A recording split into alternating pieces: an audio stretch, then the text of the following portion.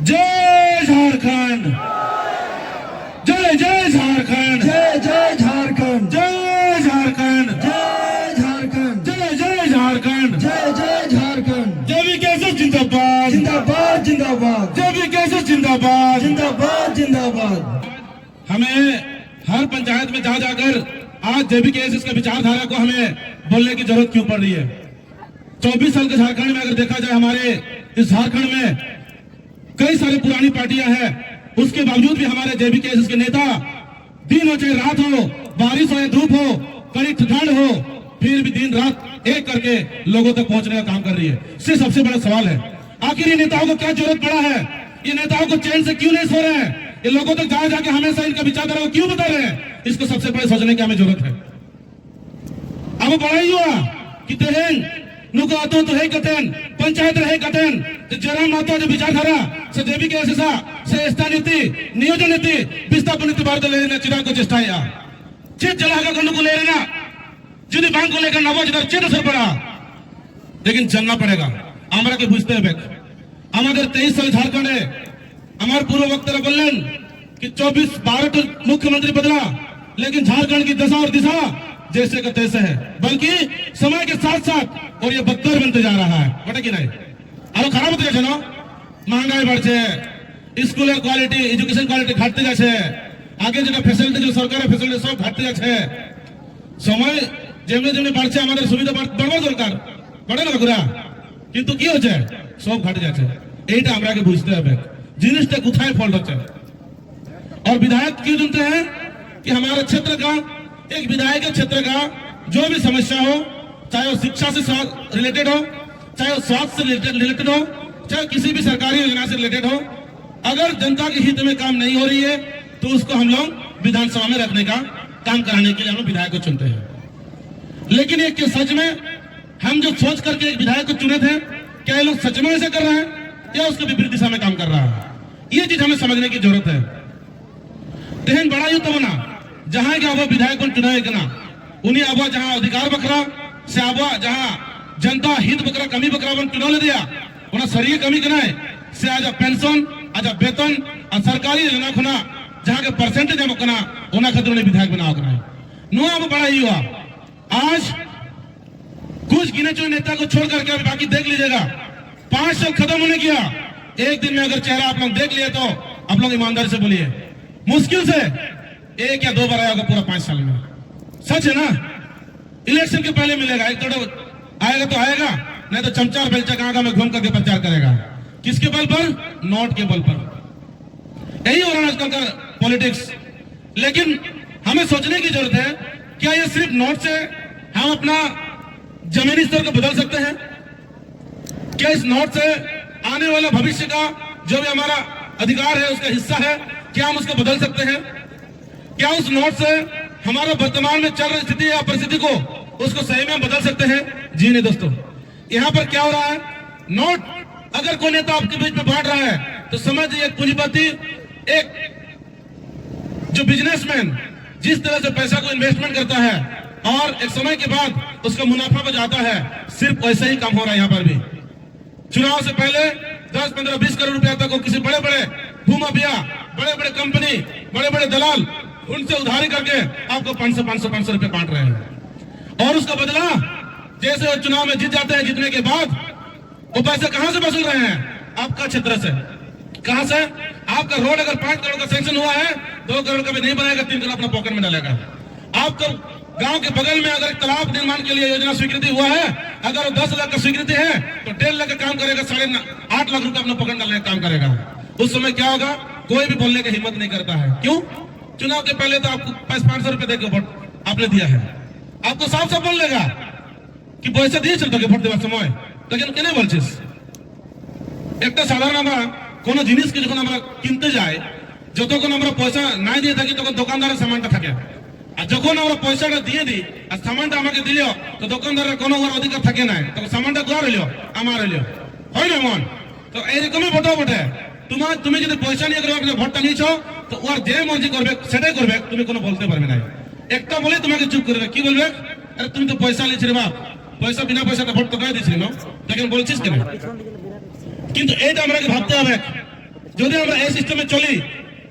সত্যি আমাদের আনে वाला ভবিষ্যৎকে আমরা বদলাতে পারবো না আনে वाला 5 সাল ধরে আমরা কি করে আমরা নিজের জীবন যাপনটাকে চালাবো এটা আমাকে ভাবতে হবে आज भ्रष्टाचार जमीन से जुड़ा हुआ है हर महीने आप लोग चावल लेते हैं डीलर में जाते हैं अगर एक व्यक्ति एक मुखिया के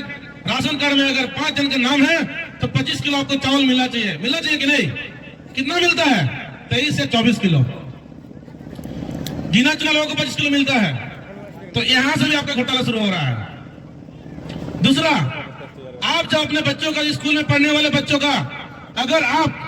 कोई भी कागज उससे संबंधित कागजात को बनवाते हैं चाहे वो जाति प्रमाण पत्र क्यों ना हो चाहे वो आय प्रमाण पत्र क्यों ना हो तो आप जब फॉर्म को भरने जाते कर्मचारियों के पास तो आपको दुनिया भर का बहाना बताएगा हम फलना जगह पर है हम ढेकना जगह पर है आपको बोलेगा इनडायरेक्टली कोई आपका दलाल बोलेगा अरे इसको 200 टका दिए तो तुरंत कास्ता कर देवे এটা हो जाएगी ना ब्लॉक के पूरा सबसे ज्यादा भ्रष्टाचार अगर हो रहा है तो ब्लॉक में हो रहा है इसको हमें समझने की जरूरत है कि सरकार जब एक कर्मचारी को नियुक्ति किया है क्या बिना तनख्वाह के नियुक्ति किया है ऐसा कभी हो सकता है क्या एक कर्मचारी का काम है उसका काम है उस फॉर्म को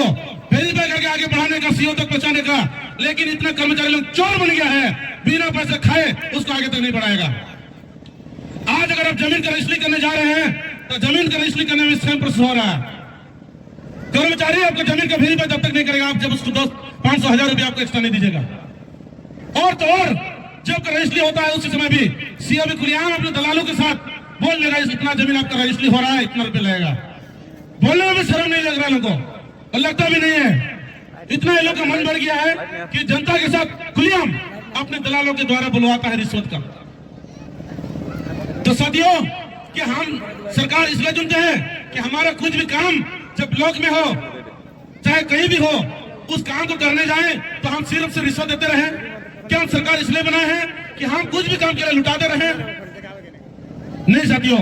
इस समय ऐसा पहुंच चुका है हमें हम सबको सुधरने की जरूरत है और सुधरेगा कैसे जब तक हम एक पढ़े लिखे नौजवान पढ़े लिखे शिक्षित कर्मठ जुझारू ऐसे नेता को नहीं चुनते हैं तब तक ये समाज ये सिस्टम तब तक ये बदलेगा नहीं अगर हमें सिस्टम को बदलना होगा तो सबसे पहले राजनेता को बदलना पड़ेगा विधायक को बदलना होगा संसद को बदलना होगा ताकि हमारा जो समस्या है हमारा जो अधिकार है हमारा जो हक है उस हक को विधानसभा में जाकर उस मुद्दा को धार सके या हमारे बातों को लेकर के पार्लियामेंट में धार न सके तभी जाकर सिस्टम बदलेगा और एक नेता और एक मंत्री का इतना पावर होना चाहिए कि अगर कोई भी पदाधिकारी चाहे वो जिला लेवल का क्यों ना हो अगर वो गलत कर रहा है तो उसका मंत्री उसको खोल करके उसको बोलना चाहिए लेकिन यहाँ पर उल्टा देखने को मिलता है यहाँ पर पदाधिकारी लोग मालिक बन के रहता है और नेता और मंत्री चुप बैठे रहता है क्यों क्योंकि वो पदाधिकारी पैसा कलेक्शन करके मंत्री को देता है इस खेल को समझना होगा तो साथियों अब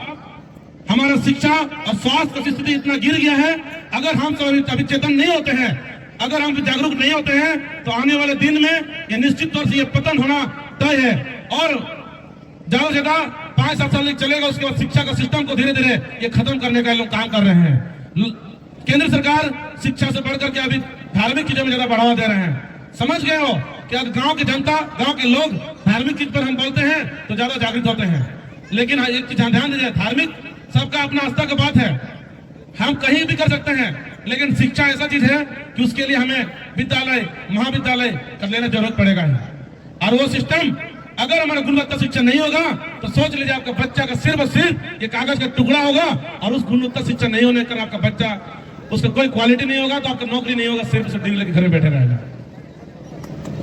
तो ऐसे परिस्थिति में हमें ग्राउंड से लेकर ऊपर तक अगर बदलना होगा तो एक ही हमारे पास चाबी है वो सिस्टम को बदलना और सिस्टम तभी बदलेगा जब हम नेता को बदलेंगे